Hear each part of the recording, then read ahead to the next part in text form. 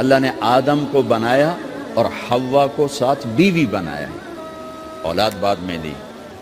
اور ایک اور بات، آدم کو بنا دیا مٹی کا پتلا کٹھا کر کے، مٹی کٹھی کر کے پتلا بنا دیا، 40 سال کے بعد روح ڈالی، چل بھائی جا جنت ہے، اور اکیلے بھیج دیا، بیوی نہیں دی۔ حالانکہ اللہ چاہتا تو ساتھ ہی حضرت حوا کی مٹی کا ڈھیر بھی لگا دیتا، اس کا پتلا بھی تھپ دیتا، فرشتوں سے تھپوا دیتا، اور پھر 40 سال کے بعد دونوں کو کٹھا جنت میں ڈالتا۔ بہت سارے پیغام، اس میں بہت سارے پیغام، تاخیر ساتھ نہیں بنایا، دیر سے بھیجا، انتظار قدر کو بڑھانے کے لیے کہ عورت کی قدر کرنا، کمزور ذات ہے، کمزور مخلوق ہے، قدر کرنا۔ دوسرا، پہلے دن پتلا نہیں بنایا کہ ننگا پڑا ہو، عورت کا پتلا ننگا ہو، مٹی کا ہو، پتھر کا ہو، تو اس میں کیا کشش؟ تو ان مرد کے لیے کشش کوئی نہیں، تو فرشتوں کو کیا کشش تھی؟ پہلے دن سے عورت کو پردے میں بنایا، بے پرد نہیں کیا، بے پرد نہیں کیا، اس کا پتلا نہیں بنایا، اسے ننگا نہیں چھوڑا، اس کو پہلے دن سے کورڈ۔ اور کیسے بنایا؟ فرشتوں کو کی آنکھوں پہ پردہ اور آدم کو سلا دیا۔ آدم علیہ السلام سوئے ہوئے ہیں، فرشتوں کی آنکھوں کے سامنے پردہ ڈال دیا گیا۔ جب آدم اٹھے ہیں، اور ایک اور بات، جنت میں رہ کر بھی آدم علیہ السلام کا دل نہیں لگتا تھا، اداس اداس رہتے تھے۔ اماں آئی تو بابے دا دل لگا، تو اداس رہتے تھے جنت میں۔ جب آنکھ کھلی تو اپنے لیفٹ سائیڈ پہ ایک خاتون، سر سے لے کر پاؤں تک لباس میں۔ آپ نے سنا ہے نا، یوسف علیہ السلام دنیا میں سب سے خوبصورت ہستی پیدا کیے گئے، یہ مردوں میں، عورتوں میں سب سے خوبصورت حضرت حوا کو پیدا کیا گیا۔ کون ہے؟ کہتے ہیں اللہ کی آدم تیری بیگم، کون ہے تیری بیگم؟ نکاح پڑھایا، پھینکا، آدم مہر ادا کرو۔ تو انہوں نے پوچھا کیا مہر دوں؟ تو وہاں تو سونا چاندی ڈھیر لگے پڑے تھے۔ اللہ تعالیٰ کہتے دا من سونا چاہ کے دے دے۔ میرے اللہ نے کہا تیری نسل میں میرا آخری حبیب آنے والا ہے، اس پہ ایک دفعہ درود پڑھ دے، یہ مہر ہے۔ سیدھے ہاتھ میں برکت ہے، پیدا کیا الٹی طرف سے۔ الٹی طرف سے کیوں پیدا کیا ہے؟ کہ الٹی طرف دل ہے، اور دل کے نیچے جو پسلی ہے وہاں سے پیدا کیا۔ اس میں پیغام کیا دیا کہ عورت جس روپ میں ہو، پہلا روپ اس کا بیوی بنا، پھر وہ ماں بنی، پھر اس آگے بیٹی کا روپ ہے، پھر بہن کا روپ ہے، پھر خالہ ہے، پھوپھی ہے، دادی ہے، نانی ہے، ساس ہے۔ جس روپ میں بھی عورت ہے اس کو دل کے قریب جگہ دو۔ یہ دل کے نیچے سے پیدا کرنے میں یہ پیغام دیا گیا ہے، اسے ذلیل نہ کرو، اسے خوار نہ کرو، اسے بے عزت نہ کرو، اس پر شدت نہ کرو۔ تو پہلا بنیادی رشتہ خامند اور بیوی ہے، اور آخری رشتہ بھی خامند اور بیوی ہے۔ لیکن اس وقت ہمارے معاشرے میں خامند سے زیادہ اس کے ماں باپ حق جتلاتے ہیں، خامند سے زیادہ اس کی بہنیں حق جلاتی ہیں، خامند سے زیادہ اس کے رشتہ دار حق جتلاتے ہیں، اور جھوٹی سچی شکایتیں لگا کر بیوی سے متنفر کرتے ہیں، اور کہیں بیوی کو خامند سے متنفر کرتے ہیں، آپس میں لڑائی لڑا کے پھر خوش ہوتے ہیں۔ میرے نبی سے پوچھا جائے یا رسول اللہ آپ کو سب سے زیادہ کس سے پیار ہے؟ تو آپ نے کہا عائشہ سے۔ اللہ، وہ جھینپ کے کہنے لگے نہیں، میں پوچھ رہا ہوں لوگوں میں آپ کو کس سے زیادہ پیار ہے؟ تو آپ کہتے ابو بکر سے۔ تو آپ نے پھر کہا ابوہا، مجھے عائشہ کے باپ سے زیادہ پیار ہے۔ پھر پہلے عائشہ کا، تو پھر کہتے ابو بکر۔ تو آپ نے کہا نہیں، ابوہا، مجھے عائشہ کے باپ سے سب سے زیادہ پیار ہے۔ یہ آپ کو میسج دیا ہے کہ گھر کی زندگی کیسے ہوتی ہے، کوئی عشق نہیں چڑھا ہوا تھا، میسج ہے نا۔ ہم عائشہ چھوٹی عمر کی تھیں، ان کو آٹا گوندھ کے دیتے تھے، آٹا گوندھ کے دیتے تھے، پھر جب ان کو آٹا گوندھنا آ گیا پھر چھوڑ دیا، پھر ان کو سامنے بٹھا کر لقمے بنا کے کھلاتے تھے۔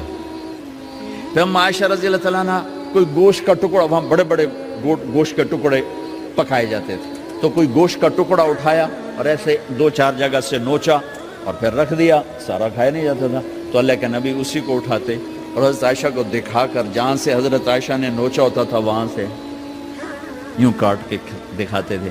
پھر حضرت عائشہ رضی اللہ تعالیٰ نے گلاس اٹھایا پانی پینے کے لیے, جہاں ہونٹ لگائے پہ گلاس رکھ دیا. بڑے بڑے گلاس ہوتے تھے تو حضرت ہمارے نبی اٹھاتے تھے, جہاں عائشہ کے ہونٹ لگے ہوتے تھے وہاں ہونٹ لگا کے پانی پیتے تھے. یہ آپ کو سکھانے کے لیے ہے. اپنے گھر والوں کے ساتھ بیٹھ کے کھانا کھاتے.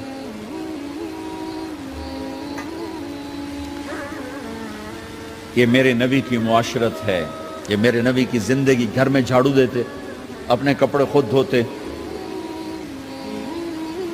کوئی چیزیں بکھری پڑی ہوتی تو بیوی کو نہیں ڈانٹتے, خود اٹھ کے سیٹ کر کے رکھ دیتے. گھر والوں کے ساتھ مل کر برتن دھوتے, صفائی کرتے, گھر والوں کے ساتھ مل کر. یہ میرے نبی کی ایک خوبصورت زندگی ہے. بھائیوں بہنوں, ہم بھلا چکے ہیں. بیوی کے لیے خامند کو سب سے بڑا حقدار. بعض لڑکیاں ایسی نادانی کرتی ہیں کہ شادی کے بعد بھی اپنے ماں باپ کی آنکھ کو دیکھ کے چلتی ہیں. شادی کے بعد سب سے بڑا حق خامند کا ہے. شادی کے بعد سب سے بڑا حق خامند کا ہے. ماں باپ پیچھے چلے جاتے ہیں, بہن بھائی پیچھے چلے جاتے ہیں. لیکن یہ نادانیاں بھی دیکھنے کو ملتی ہیں کہ شادی کے بعد بھی ماں باپ اپنی بچی کو اپنے قابو میں رکھنے کی ترتیبیں سوچتے ہیں تو وہ بھی اپنی بچی کا گھر برباد کر دیتے ہیں. میرے نبی سے پوچھا گیا, یا رسول اللہ, عورت پر سب سے زیادہ کس کا حق ہے؟ تو آپ نے فرمایا اس کے خامند. ایک خاتون ہے, یا رسول اللہ میری شادی ہو رہی ہے تو میرے اوپر میرے خامند کا کیا حق ہے؟ تو آپ نے ارشاد فرمایا, تیرے خامند کے جسم پر زخم ہو, زخموں میں پیپ پڑ جائے اور تو اپنی زبان سے چاٹ کے زخم صاف کرے تو تو نے اپنے خامند کا حق ادا نہیں کیا. خامند کو سمجھایا کہ سب سے بہترین مسلمان وہ ہے جو بیوی سے اچھا سلوک کرتا ہے, اور میرا سب سے اچھا سلوک ہے اپنی بیویوں کے ساتھ. یعنی قاب قوسین او ادنا آپ کا مقام ہے. اللہ پاک کا دیدار اپنی آنکھوں سے کیا ہوا ہے, اور آپ ہمیں معاشرت سکھا رہے ہیں کہ ایک جہاد کے سفر سے واپس آ رہے ہیں. اما عائشہ ساتھ ہیں تو آپ نے صحابہ سے کہا بھئی آگے چلے جاؤ. تو سارے آگے چلے گئے. جب سارے نظروں سے غائب ہو گئے تو آپ نے کہا, عائشہ دوڑ لگاؤ گی میرے ساتھ؟ عائشہ نے نہیں کہا, میرے نبی نے کہا, دوڑ لگاؤ گی؟ آج کل کا کوئی علامہ بھی یہ نہیں کرے گا. عائشہ دوڑ لگاؤ گی میرے ساتھ؟ کہا جی لگاؤں گی. تو دوڑ لگائی. تو عائشہ فرماتی ہے میں آگے نکل گئی, اللہ کے نبی پیچھے رہ گئے.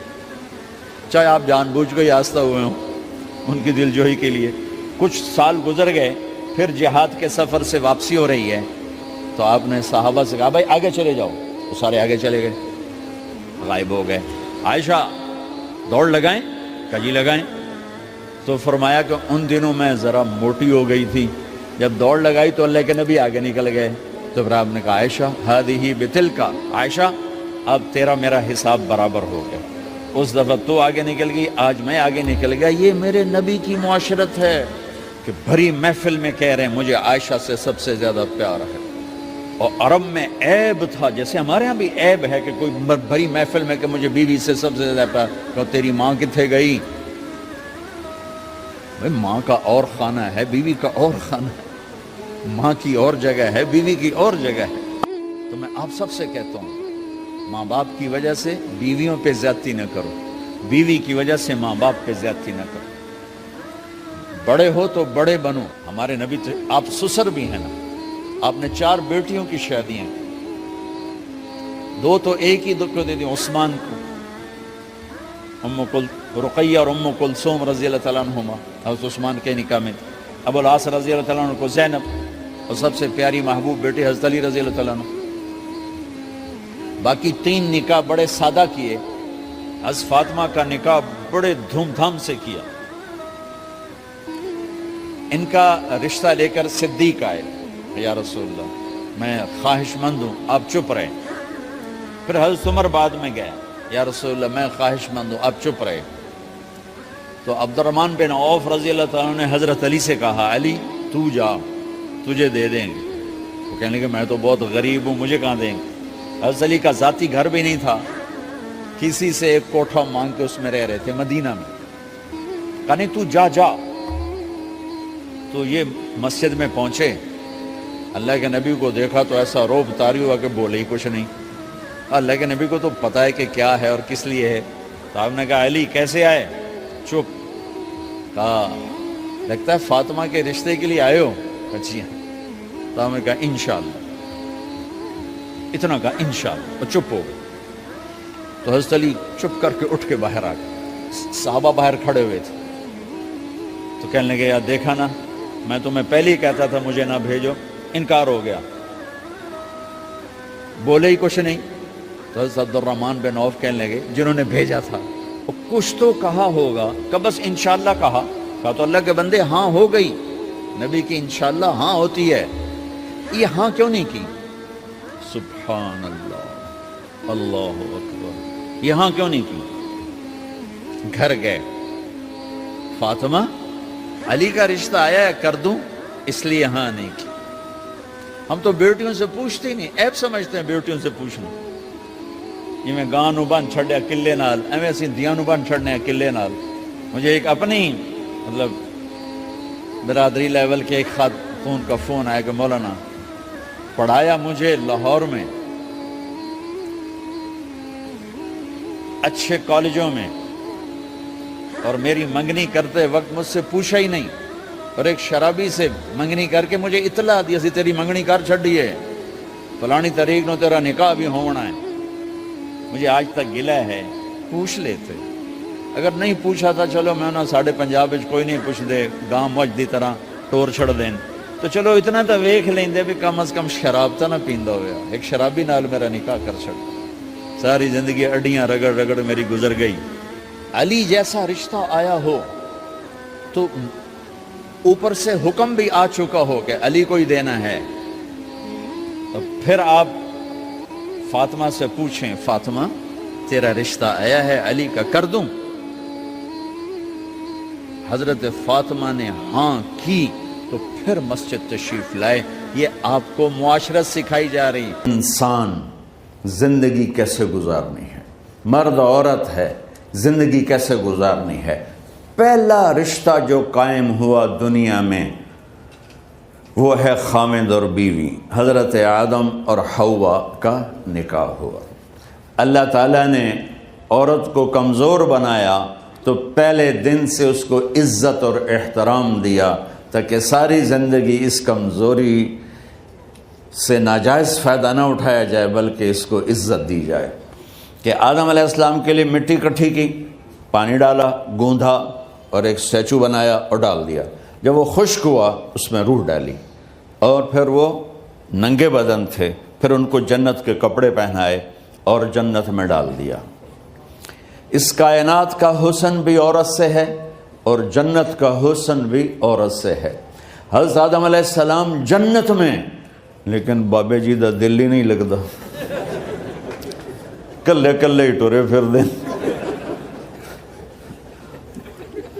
اب اللہ نے عورت کو بنانے کا ارادہ کیا تو اللہ ایک ڈھیر مٹی کا اکٹھا کر کے عورت کے لیے بھی بنا دیتا اور اس کا اسٹیچو بنا دیتا اور اس کو خشک ہونے دیتا, پھر اس میں روح ڈالتا, پھر اس کو کپڑے پہناتا. آپ حیران ہوں گے سبحان اللہ, اللہ نے ایسا نہیں کیا. آدم علیہ السلام سوئے, آنکھ کھلی تو دیکھا ایک خوبصورت حسین عورت.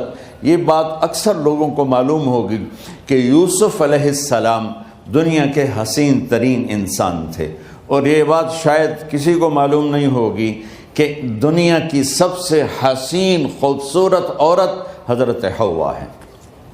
حوا جن پر بڑھاپا آیا ہی نہیں, 1000 سال کے قریب زندگی گزاری, بڑھاپا نہیں آیا. حضرت آدم اور حوا قریب قریب عمر تھی. حضرت آدم کی عمر تو کتابوں میں مل جاتی ہے 1000 برس, لیکن حضرت حوا کی عمر کتنی تھی یہ کہیں پڑھنے کو ملا نہیں. اس لیے میں اندازہ کرتا ہوں کہ قریب قریب ہوگی. بڑھاپا نہیں آیا, بیماری نہیں آئی. اور حضرت حوا کو مینسز بھی نہیں آتے تھے. یہ عجیب بات آپ کو بتاؤں, اللہ نے اتنا جنت کا ان کے اندر نمونہ رکھا. تو جب حضرت آدم کی آنکھ کھلی تو دیکھا ایک حسن کا پیکر، انہوں تو جنت ہی بھول گئی. کہنے لگے یا اللہ ہن دل ٹھریا جا کے. یا اللہ کون ہے؟ کہ تیری بیگم. کہ واہ جی واہ، موجاں ہی موجاں. تو اللہ تعالیٰ نے نکاح پڑھایا. سبحان اللہ. اپنے نبی کی شان دوبارہ سنو. تو اللہ نے کہا آدم اپنی بیگم کا مہر ادا کرو. تو وہ پوچھنے لگے کیا مہر ہے؟ دیکھو ایک بات سنو، مہر کسی کی بیٹی کی قیمت نہیں ہوتی. $1 ہو یا $1 ٹریلین ہو، بیٹی کی کوئی قیمت نہیں ہوتی. یہ ایک نشان ہے کہ اس بچی پر اب یہ جو خامند ہے وہ موت تک خرچہ اس کے ذمہ ہے، بیوی کے ذمہ خرچہ نہیں ہے. خامند کما کے لائے گا اور اپنی بیگم کو کھلائے گا، اور بیوی گھر کی ذمہ داری نبھائے گی. تو خیر وہ الگ بات چلی جائے گی. اللہ تعالیٰ نے کہا کہ مہر ادا کرو. کہا جی کیا مہر ہے؟ تو میرے اللہ نے کہا تیری نسل میں میرا آخری نبی آئے گا، اس پہ ایک دفعہ درود پڑھ دے، یہ مہر ہے. اچھا، شروع دن سے ہے کہ میں نے قبول کیا. قبول کیا کا مطلب ہے کہ میں اس لڑکی کو قبول کر رہا ہوں، اس کی کمیوں کے ساتھ بھی خوبیوں کے ساتھ بھی. اور جب لڑکی کہتی ہے سائن کرنا قبول کیا ہے، یا زبان سے کہے قبول کیا ہے، تو یہ اس بات کی گارنٹی ہے کہ میں نے اپنے اس لڑکے کو خامد ہونے کے طور پہ قبول کیا، اس کی کمیوں کے ساتھ بھی، اس کی خوبیوں کے ساتھ بھی. اور جو ہی شادی ہو کر ڈولی سسرال کے گھر جاتی ہے تو ٹیسٹ شروع ہو جاتا ہے، کی کر دیے، باندھی کے میں، اٹھیندی کے میں، بول دی کے میں. اور اس میں بہت زیادہ نیگیٹو کردار ہے سسرال کا، کئی لڑکیوں کا، کیونکہ ہم نے اپنے نبی کی زندگی نہیں قبول کیا. یہ واجب ہے کہنا قبول کیا، کہ اس میں پیغام ہے کہ اب میں اس کی میں کوئی کمی ہے وہ بھی قبول کروں گی، کوئی خوبی ہے تو سر ماتھے پر. اور لڑکا کہتا ہے کہ میں اسے قبول کرتا ہوں، اس کی خوبیوں کے ساتھ بھی، کمیوں کے ساتھ بھی. یہ بات یاد رکھنا، پرفیکشن کبھی تلاش نہ کرنا، پرفیکشن کبھی تلاش نہ کرنا. اللہ نے 100 نمبر نہیں مانگے، 51، ایک نمبر اوپر ہو گیا. گناہ تمہارے 50 ہیں اور نیکی تمہاری 51 ہے، تو اس ایک پر ہم تمہیں جنت میں ڈال دیں. اب کوئی خامند اپنی بیوی میں پرفیکشن دیکھنا چاہے، بیوی اپنے خامند میں پرفیکشن دیکھنا چاہے، ساس سسر اپنی بہو میں، ساس سسر اپنے داماد میں، بھائی اپنے بھائی میں، ماں باپ اپنی اولاد میں، اولاد اپنے ماں باپ میں، جہاں یہ نظر ہوگی تو وہاں لڑائی ہوگی. کمیوں کے ساتھ قبول کرو. قبول کا لفظ اتنا واجب ہے، تو ڈر تو پھر بہ گئی تھی نا.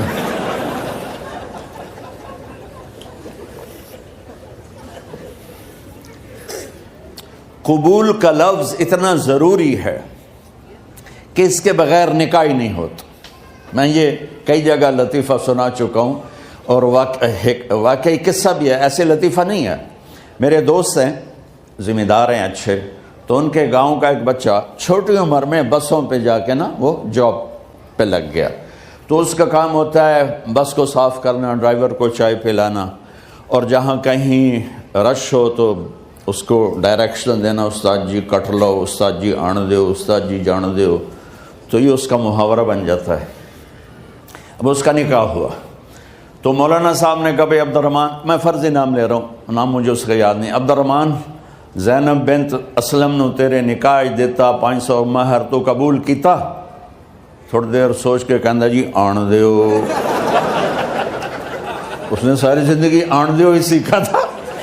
تو اس کے بھائی نے اس کو نہیں ماری تو کہنے لگا جی جان دیو.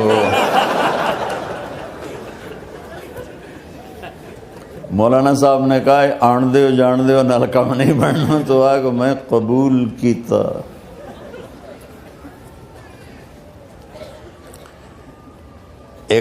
یہ بھی صحیح واقعہ سنا رہا ہوں.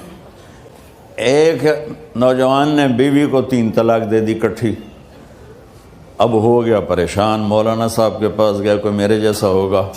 مولانا صاحب 3 طلاق دے بیٹھا, کوئی مسئلہ کا حرام. کہا جی کوئی رستہ حرام, کوئی گنجائش حرام. اس نے جیب سے موٹا سا لفافہ نکالا اور مولانا کے جا نماز کے نیچے ڈال دیا. کہ مولانا صاحب کوئی گنجائش, کہ ہن تو سوچنا ہی پوے. کی آکھیا یہ تو اپنی بیگم نو؟ اس آکھیا جی میں آکھیا ہی 3 طلاق. اس آکھیا مبارک ہوئے طلاق نہیں ہوئی. میں آکھیا جی او کیویں؟ آکھے او جڑا یہ طلاق ہے عربی دا لفظ, اس سے چاکھنا پمدا ہے طلاق.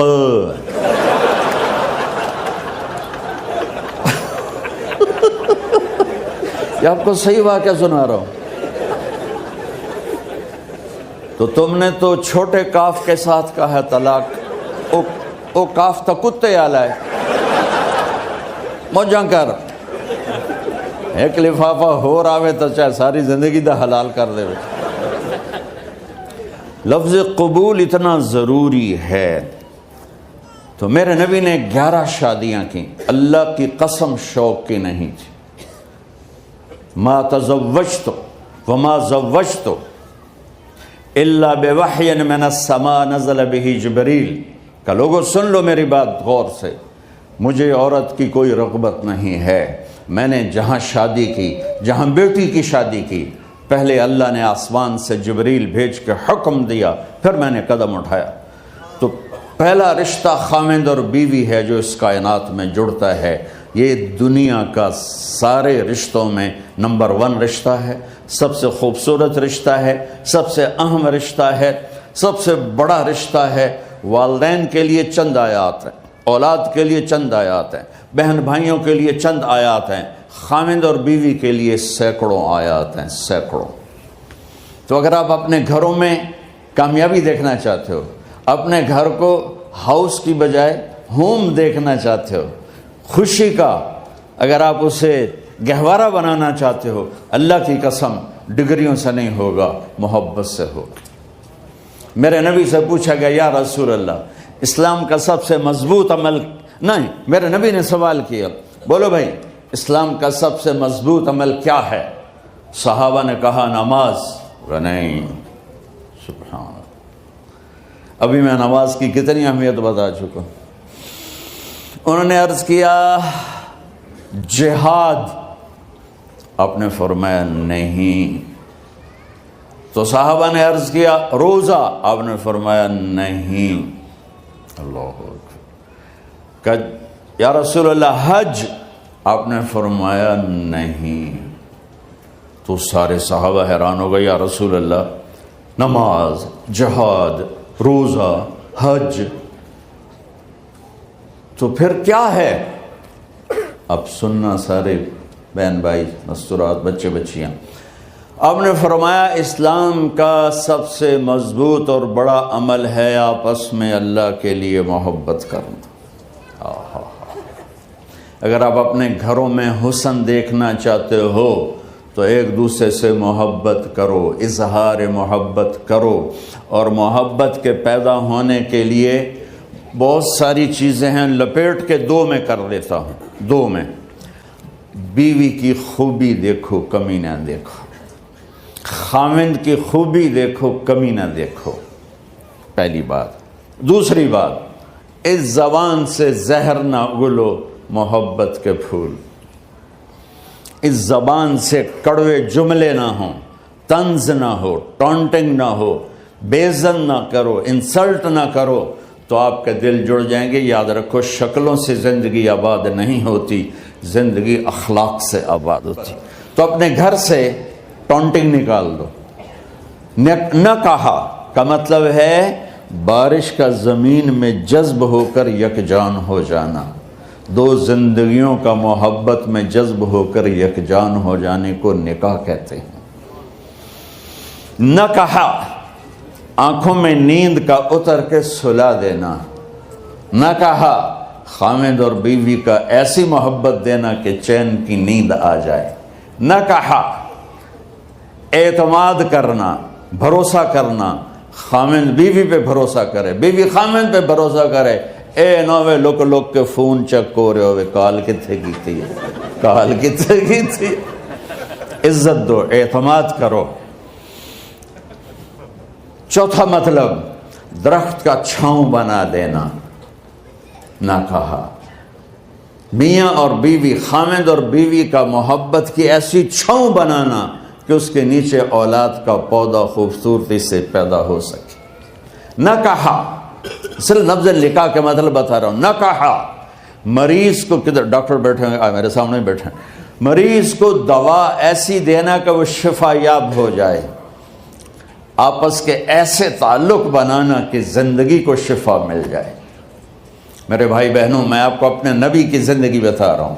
میرے نبی نے 11 شادیاں کی. اللہ ذوالجلال کی قسم، صرف ہمیں زندگی سکھانے کے لیے کہ گھر کی زندگی کیسے ہوتی ہے اور اولاد کو کیسے پالا جاتا ہے. اب لوگ کیا مجبوریاں ہیں کہ عورت بھی جاب کرتی ہے، مرد بھی جاب کرتا ہے.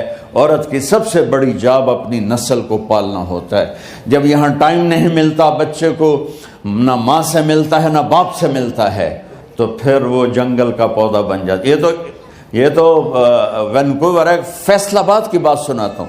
میرے بچے جس اسکول میں پڑھتے تھے ان کے پرنسپل سے میری دوستی تھی. میں ملنے گیا ایک دن، تو کہنے لگے جی عجب واقعہ ہوا ہے کہ یہاں 2 بچے پڑھتے ہیں، ان کی ماں بھی ڈاکٹر ہے اور باپ بھی ڈاکٹر ہے.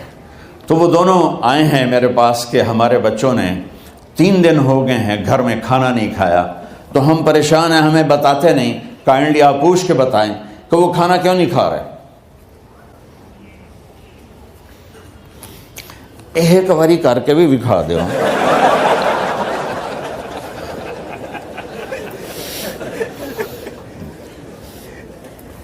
ہمارا دین اتنا خشک نہیں، ہمارے مولوی صاحبان نے زیادہ خشک بنا دیا. تو انہوں نے دونوں بچوں کو بلایا. سننا، سارے فیملیز بیٹھے ہو جہاں میں فیملی کی زندگی کو فوکس کر کے نبی سے جوڑ کے بتا رہا ہوں، طارق جمیل کے تجربے نہیں بتا رہا. دونوں بچوں کو بلایا. بیٹا آپ کھانا کیوں نہیں کھا رہے؟ کہا جی ہم اپنے ممی اور بابا کے سامنے نہیں بتائیں گے. تو انہوں نے دونوں کو باہر بٹھا دیا. پھر پوچھا اب بتاؤ کیا مسئلہ ہے؟ ان کا سر ہم صبح جب ناشتہ کرتے ہیں تو ہمارے ممی ڈیڈی سو رہے ہوتے ہیں، ہماری ان سے ملاقات نہیں ہوتی. جب ہم اسکول سے واپس آتے ہیں تو ممی ڈیڈی اپنے میڈیکل کالج میں ہوتے ہیں، ہاسپٹل میں ہوتے ہیں، تو ہمیں ان کو دیکھنے کا موقع نہیں ملتا. شام کو جب ہم کھانا کھاتے ہیں تو یہ دونوں اپنے پرائیویٹ کلینک میں ہوتے ہیں، تو ہم ان کو دیکھ نہیں پاتے. پورا ہفتہ گزر جاتا ہے، ہمیں ماں باپ کی شکل نظر نہیں آتی. تو ہم نے اسٹرائک کی ہے کہ ایسے ماں باپ کی روٹی کیا کھانی جو اپنی شکل بھی نہ دکھا سکیں. تو اس لیے ہم نے کہا ہم نے بائیکاٹ کیا ہے، گھر میں نہیں کھانا ہے. تو ایسی لائف مت بناؤ. یہاں ایک بہت بڑا چکر شیطان دیتا ہے، بڑی گاڑی لے لو، $100 کی قسط تو ہے، اور بڑا گھر لے لو، $200 یا $100 کی قسط تو ہے. پھر میاں بھی کام کرے، بیوی بھی کام کرے، جو کہ بڑا گھر باقی رہے، تو خوشیاں تو مٹ گئیں. جو ڈبل جاب کرے گا، پھر ڈبل جاب کرتے ہیں. ڈبل جاب کرنے والا بیچارہ تھکا ہوا ذہن لے کے آتا ہے، وہ کیسے ٹائم دے گا اپنے بچوں کو خوشی کے ساتھ؟ جو ماں جاب کر کے آئے گی پھر کھانا پکائے گی، وہ جب اتنی تھک جائے گی تو اپنے بچوں کو کھلا ٹائم کیسے دے سکے گی؟ پوری کائنات کی ذمہ داری تھی میرے نبی کے سر پر، اور آپ اس کے باوجود روزانہ حسن حسین کے لیے وقت نکالتے تھے. اور انہوں کو آ کر کوئی لیکچر نہیں. دیکھو ماں باپ سے ایک بات کرتا ہوں، لیکچر تھوڑا دو، محبت زیادہ کرو. یہ نہ کرو، یہ کیوں کیا، یہ کرو، یہ کرو، یہ چھوڑ کر صرف سینے سے لگاؤ، صرف محبت دو، کمیوں سمیت بچوں کو قبول کرو، ان کی زندگی تبدیل ہو جائے گی۔ اتنے بڑے نبی، اتنی بڑی ذمہ داری اور اتنا درد سینے میں کہ آپ کے سینے سے ایسے ابلنے کی آواز آتی تھی جیسے ہانڈی ابلتی ہے، اس کے باوجود آپ روزانہ کہتے این اللقا، میرے شرارتی بچے کدھر ہیں؟ تو وہ بھاگے بھاگے آتے، دیکھو میں فزیکل کر کے بتاؤں گا تاکہ آپ کو پتہ چلے زندگی کیسے گزاری، کہ میرے شرارتی بچے کدھر ہیں؟ 7 بر اعظم کی ذمہ داری ہے، وہ تھوڑی چھوٹیاں چھوٹیاں جابن تو تسی کہتے ہو بزی بڑے ہیں، بزی بڑے ہیں۔ میرے نبی پہ 7 بر اعظم کے انسانوں کی ذمہ داری ہے اور آخری آنے والے انسان تک کی ذمہ داری ہے۔ اس سے بڑی جاب کس کی ہوگی کائنات میں؟ اور پھر آپ روزانہ آتے ہیں این اللقا، میرے شرارتی بچے کدھر ہیں؟ تو حسن حسین بھاگے بھاگے آتے، آپ ان کے لیے یوں ہو جاتے تھے، آؤ بھائی میری کمر پہ چڑھ جاؤ۔ اپنے نبی کی عظمت کو جانو کہ انہوں نے زندگی کیسے سکھائی۔ چاند کے 2 ٹکڑے کر دینا کوئی معمولی بات ہے، آسمان چیر کے چلے جانا معمولی بات ہے، ایک زندگی سکھا کے جانا سب سے بڑی بات ہے۔ کتنی اولادیں برباد ہو گئی ماں باپ کی وجہ سے، کتنے گھر اجڑ گئے ساس سسر کی وجہ سے، کتنے گھر اجڑ گئے لڑکی کے بدتمیز ہونے کی وجہ سے، کتنے گھر اجڑ گئے لڑکے کے شرابی اور باہر کی گندگی کی وجہ سے۔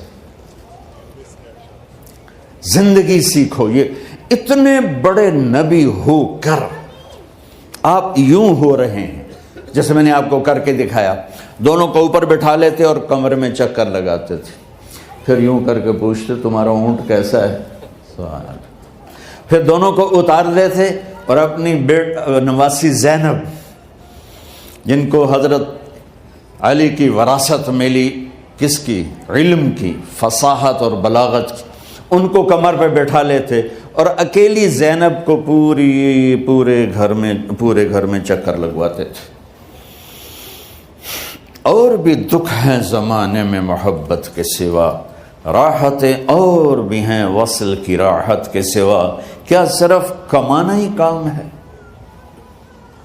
ادھار کی زندگی سے بچو، خوش و خرم رہو، اس کو قسط دینی ہے، یہ قسط دینی ہے، یہ قسط دینی ہے، یہ دینی ہے، سر میں درد نہیں ہوگا تو اور کیا ہوگا؟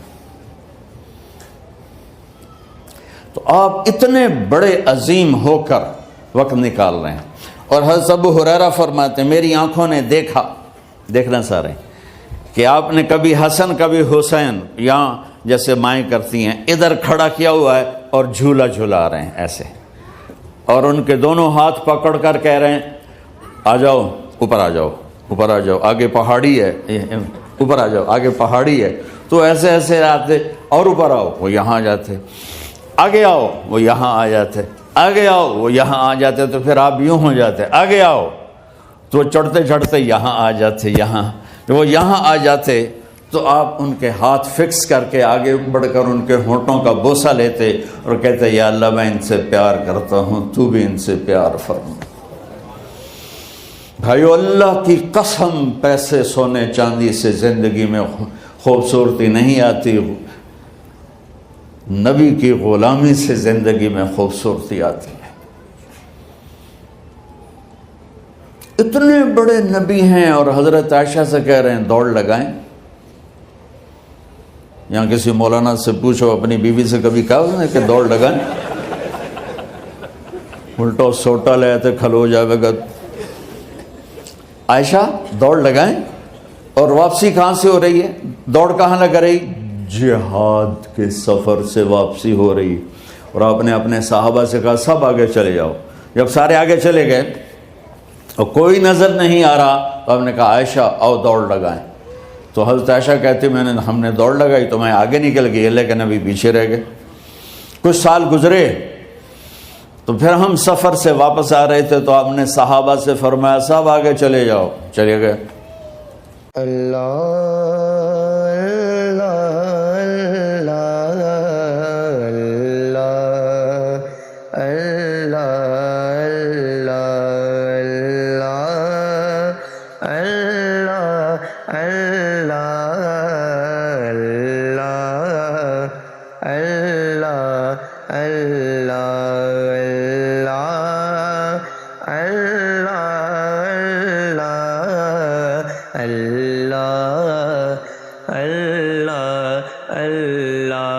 حاضر ہے تیرے دربار میں ہم، اللہ کرم اللہ کرم، دیتی ہے صدائے چشم نم، اللہ کرم اللہ کرم، اللہ اللہ اللہ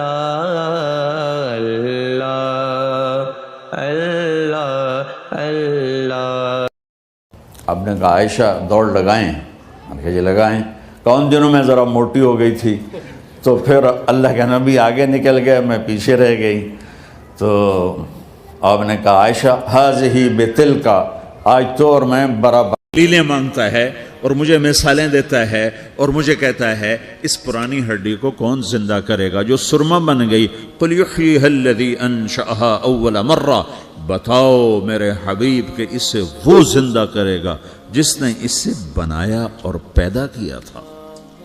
وہو بکل خلق علیم، ہر مخلوق پر اس کی نظر ہے، اندھیرا اجالا برابر ہے، اوپر نیچے برابر ہے، زمین کا اندر زمین کا اوپر برابر ہے، سمندر کے اوپر سمندر کے نیچے برابر ہے۔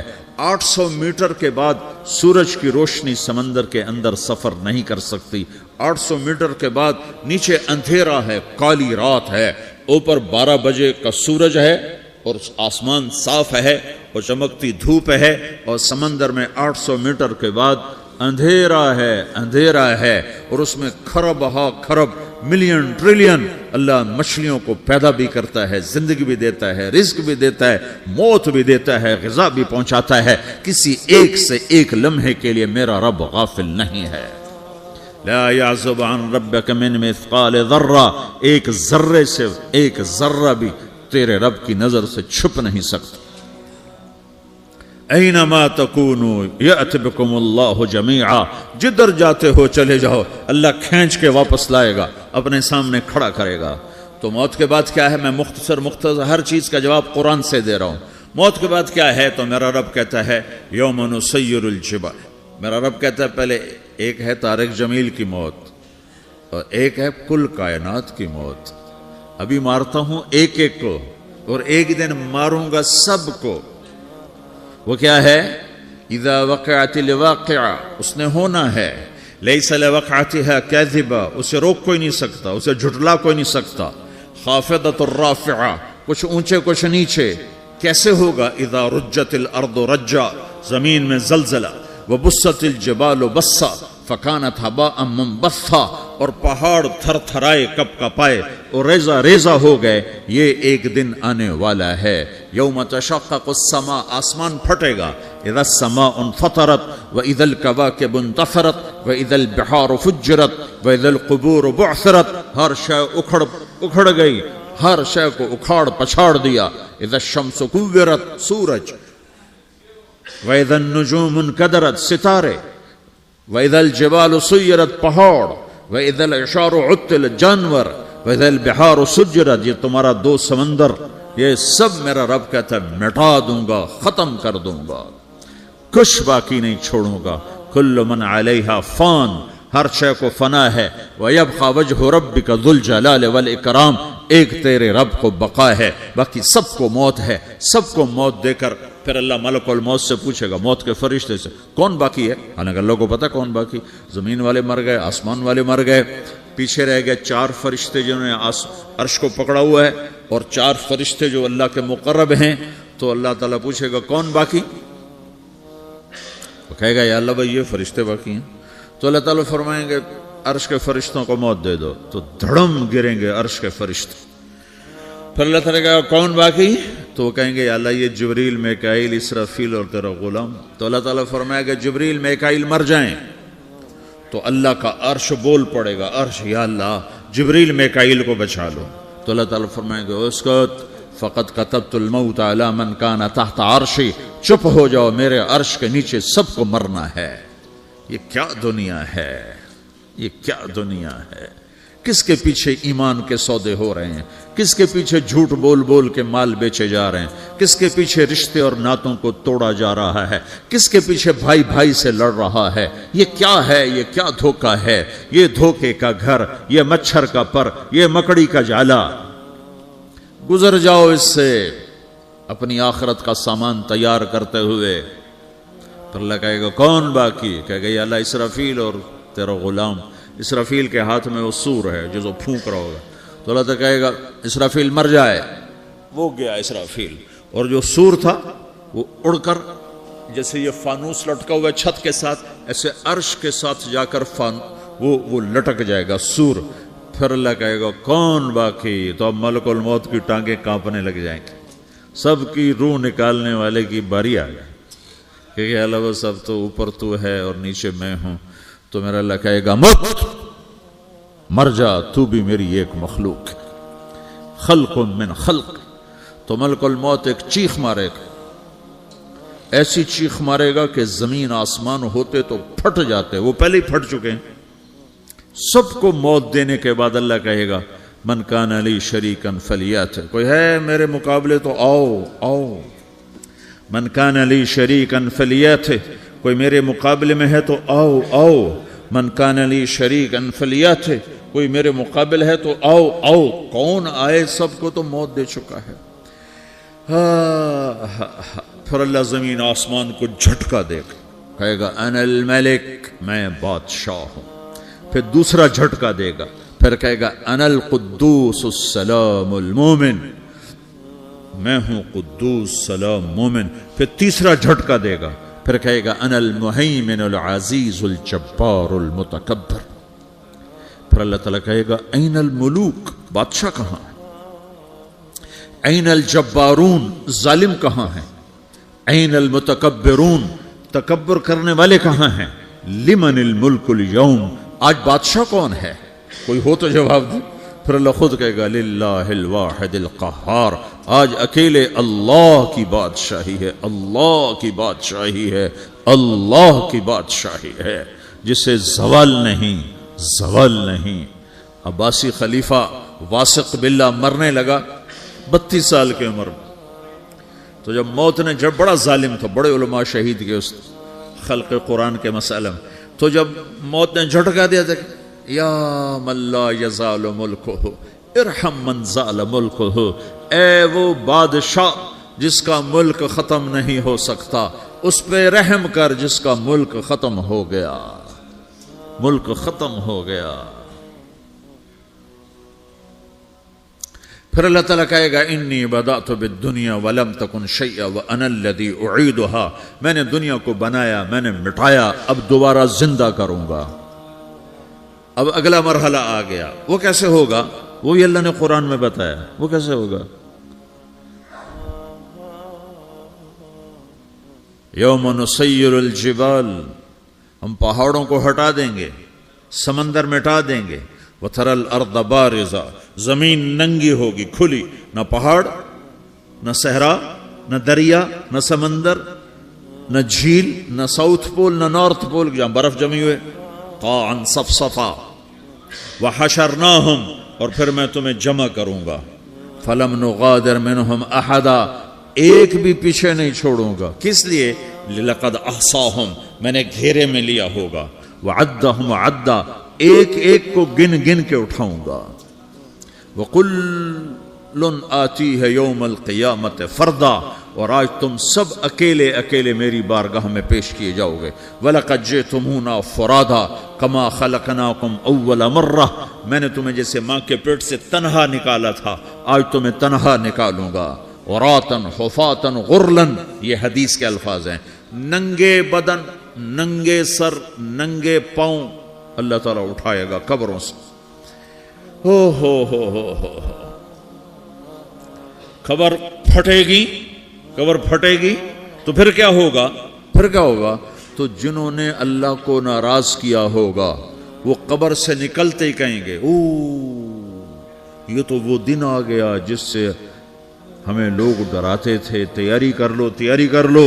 तो कहेंगे या वैलना मम बाअसना मिन मरक़दिना, कुरान सूरह यासीन। कहेंगे हाय हमें किसने उठा दिया, अरे हमें मौत ही दे दो, ये किसने उठा दिया।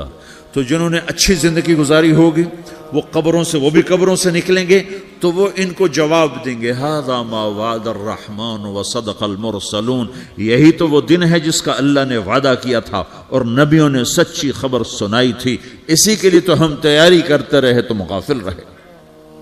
फिर मेरा रब जमा करेगा सोरे, कैसे जमा करेगा?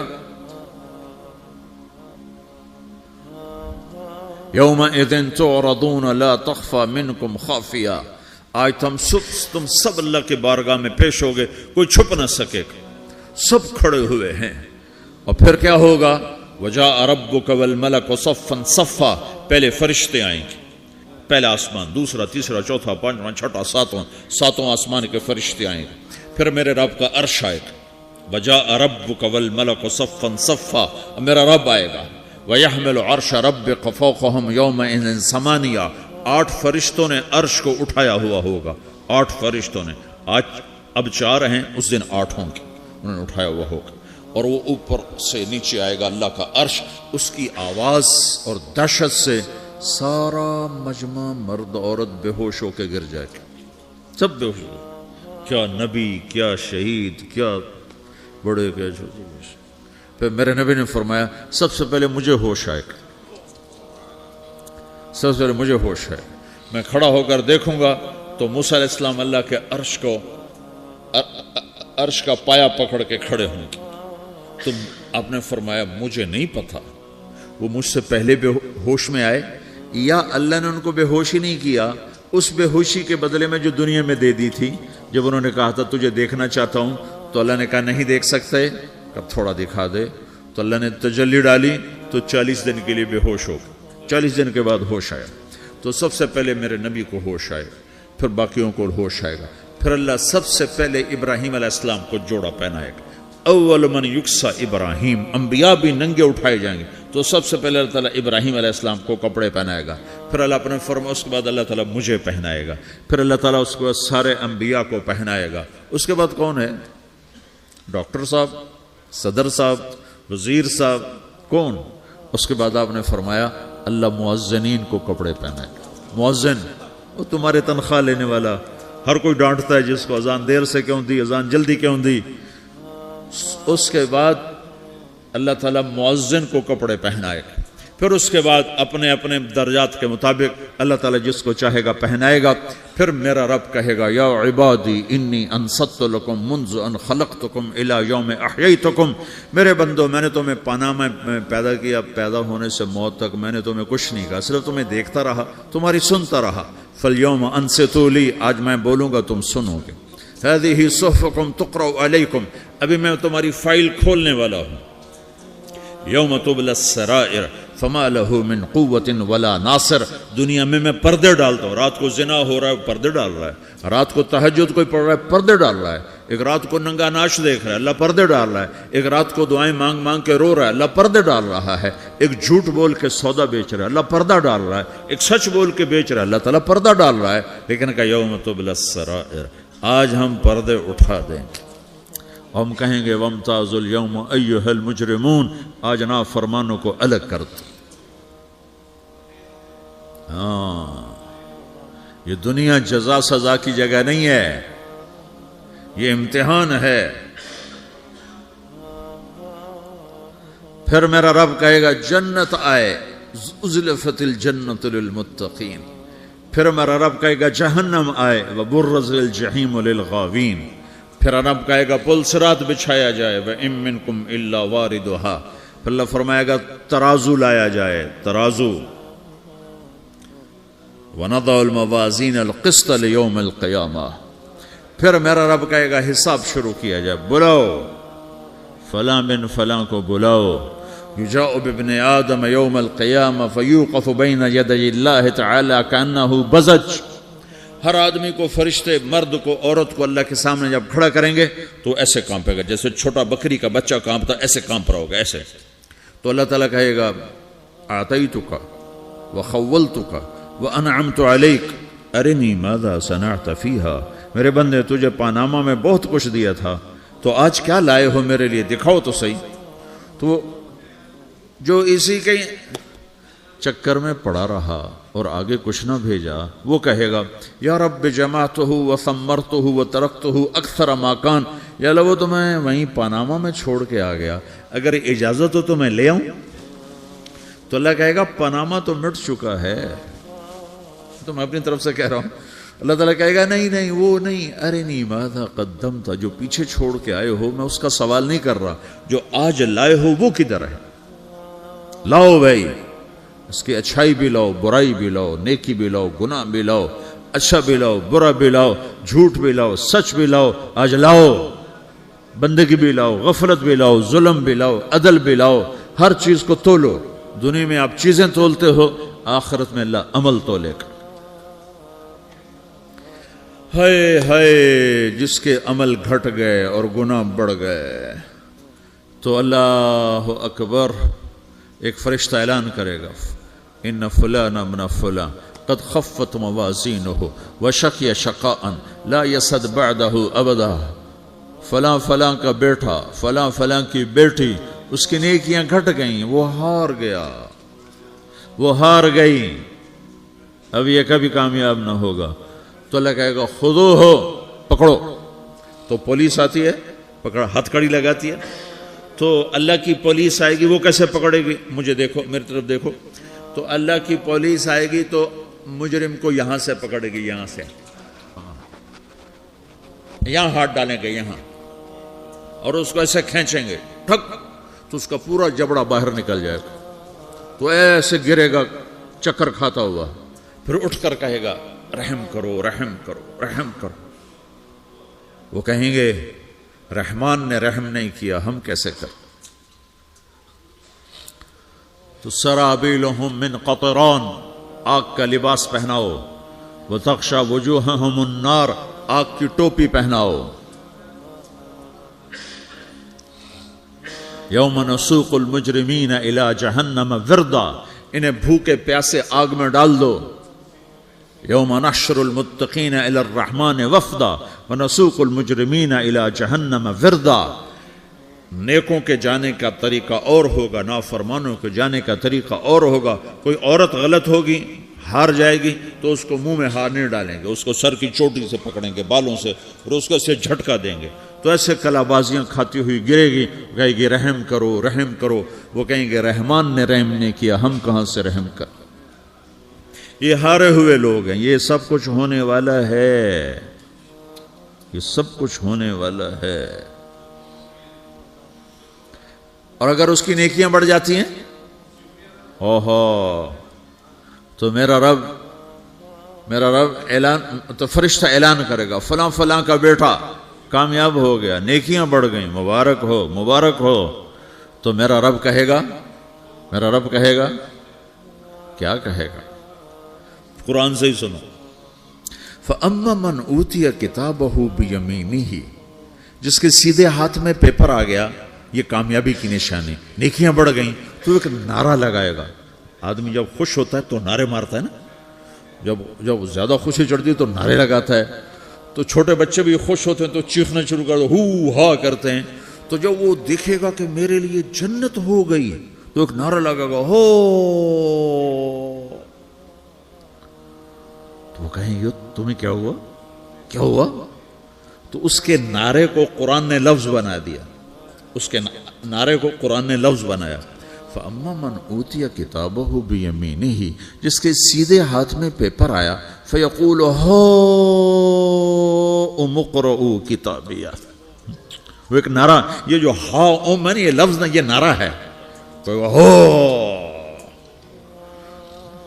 تو وہ کہیں گے کیا ہوا؟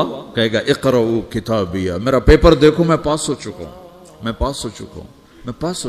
میرا پیپر دیکھو. وہ کہے گا تو کیسے پاس ہو گیا؟ کہے گا انی ظننت انی ملاقن حسابیہ، مجھے پتا تھا میرا رب پاناما میں میرا ٹیسٹ لے رہا ہے، میں تیاری کرتا رہا، میں خالی ڈالر نہیں جوڑتا رہا، میں تیاری کرتا رہا۔ تو اب اللہ کا جواب آ رہا ہے، اب اللہ کہہ رہا ہے فَهُوَ فِي عِيشَةٍ رَاضِيَةٍ فِي جَنَّةٍ عَالِيَةٍ قُطُوفُهَا دَانِيَةٌ كُلُوا وَاشْرَبُوا هَنِيئًا بِمَا أَسْلَفْتُمْ فِي الْأَيَّامِ الْخَالِيَةِ، میرے بندے کو جنت مبارک ہو، میرے بندے کو اعلیٰ زندگی مبارک ہو، عالی شان جنت مبارک ہو، جنت کے تحفے، جنت کے پھل مبارک ہوں، جس کے گچھے لٹکے ہوئے تمہارے سروں کے اوپر مبارک ہوں۔ یا آپ کے انگور کا گچھا اتنا سا ہوتا ہے نا، دیکھیں نا اتنا سا ہوتا ہے، ابھی روزانہ کھانے پر نظر آتا ہے، اتنا سا گچھا ہوتا ہے۔ تو ایک بدو نے اللہ کے نبی سے پوچھا یا رسول اللہ جنت میں انگور ہیں؟ آپ نے کہا ہیں۔ وہ کہنے لگا ایک گچھا کتنا بڑا ہوتا ہے؟ تو آپ نے کہا ایک مہینہ سیدھا اڑتا جہاں پہنچے گا اتنا بڑا جنت کے انگور کا ایک گچھا ہوگا۔